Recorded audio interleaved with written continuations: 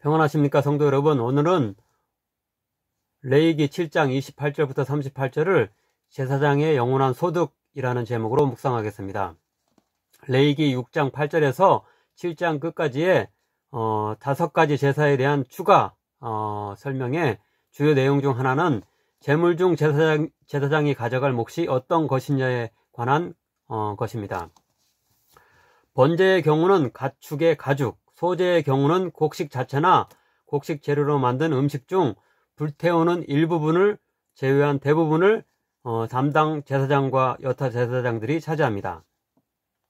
속죄제의 경우도 제사장과 온 회중의 속죄제를 제외한 다른 제물은 불태우는 기름과 콩팥을 제외한 대부분을 제사장들이 차지합니다. 속건제의 경우도 속죄제와 유사합니다. 오늘 본문의 첫째와 둘째 문단 역시 화목제에 있어 제사장에게 돌아가는 몫이 어떤 것이냐에 대해 이야기합니다. 그리고 마지막 문단은 1장부터 7장까지의 5가지 제사를 결론 짓고 이어지는 8장의 제사장 위임식을 예고합니다. 이제 첫째로 28절에서 38절에 대해서 즉 첫 번째 문단에 대해서 살펴보겠습니다.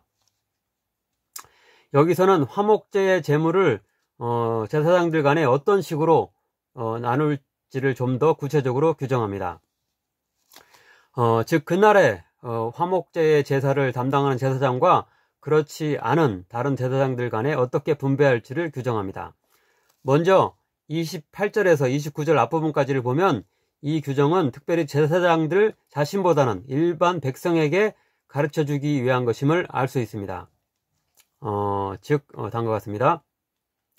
여호와께서 모세에게 말씀하여 이르시되 이스라엘 자손에게 말하여 이르라. 이스라엘 자손에게 말하여 이르라 라고 이렇게 규정합니다.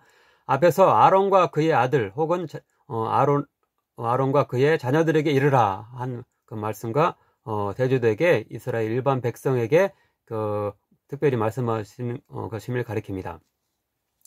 이것은 화목제의 경우 일반 백성도 제물의 일부를 차지하기 때문에 그 일반 백성들 자신의 몫과 제사장들의 몫이 어떤 것임을 명확하게 구분하여 아는 것이 필요했기 때문에 이렇게 이스라엘 자손 일반 백성들에게 특별히 말씀한다고 이렇게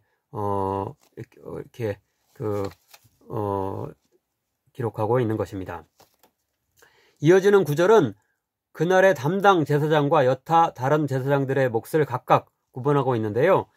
이것은 만약 그날의 담당 제사장이 그날의 제물을 모두 차지하게 되면 어떤 백성은 자신과 친밀한 제사장이 제사를 담당하는 날에만 제물을 가져올 수 있기 때문에 그것을 예방하기 위한 목적도 있을 것입니다.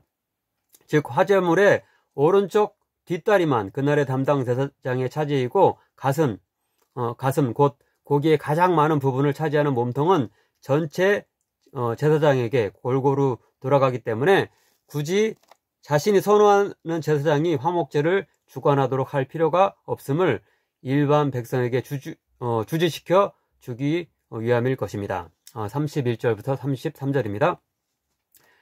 그 기름은 제단 위에서 불사를 것이며 가슴은 아론과 그의 자손에게 돌릴 것이며 또 너희는 그 화목제물의 오른쪽 뒷다리를 제사장에게 주어 거제를 삼을지니 아론의 자손 중에서 화목제물의 피와 기름을 드리는 자는 그 오른쪽 뒷다리를 자기의 소득으로 삼을 것이니라.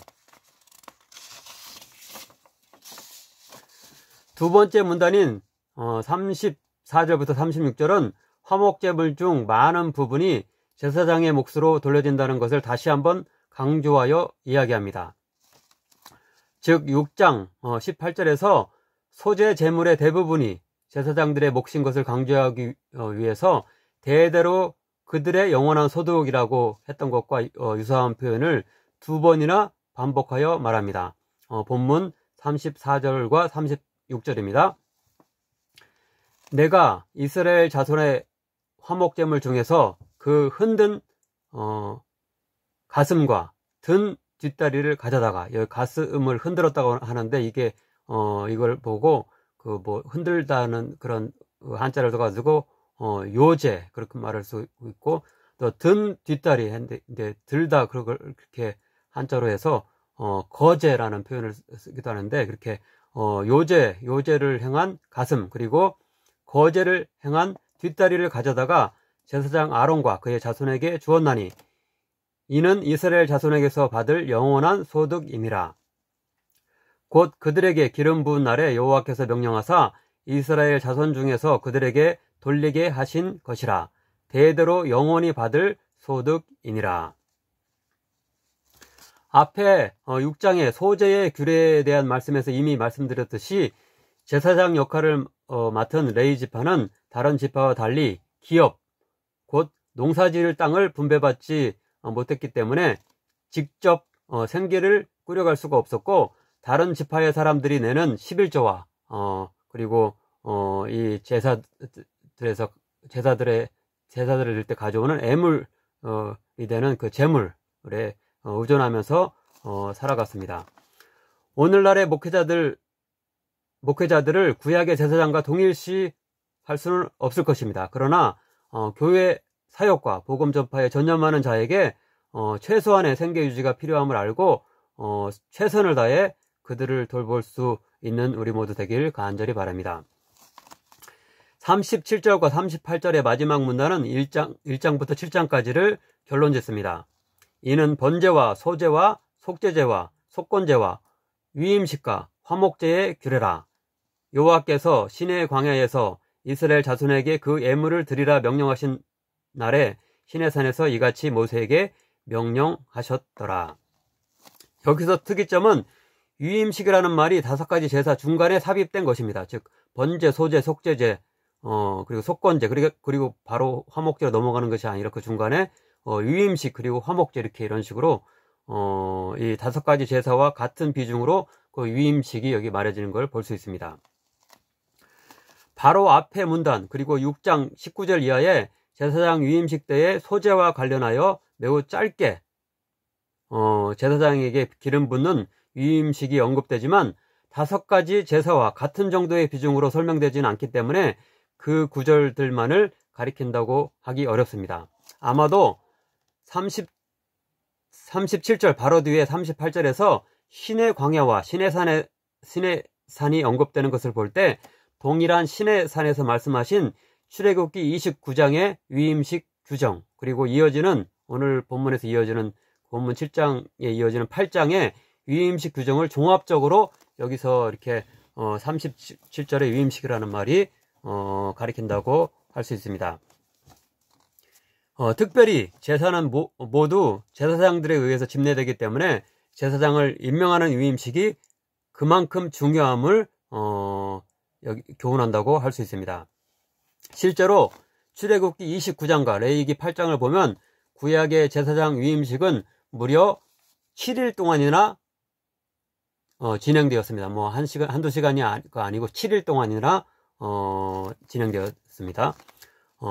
오늘날에도 교회의 예배를 주관하며 이끌 직분자를 더욱 신중하게 세우며 이미 임명받은 자들은 더욱 그 임명받은 것을 이렇게 소중히 여기고 조심하고 성결하게 하나님 앞에 나아가며 예배를 준비하고 임해야 할 것입니다. 기도하겠습니다. 사랑의 하나님, 구약시대의 제사들에 대해 배우게 하시니 감사드립니다. 비록 예수님의 십자가의 제물 되심으로 인하여 구약의 제사가 더 이상 필요 없게 되었지만 모든 것을 드리는 번제, 소소한 곡식 제물을 드리는 소제, 제사장과 예배자 그리고 이웃이 함께 제물을 나누어 먹는 화목제, 부지 중에 실수로 지은 죄까지도 회개하는 속제제, 하나님과 이웃의 것에 해를 끼쳤을 때 충분히 배상을 하는 속건제의 의미를 오늘에 맞게 적용하며 실천할 수 있게 지혜 허락하여 주옵소서.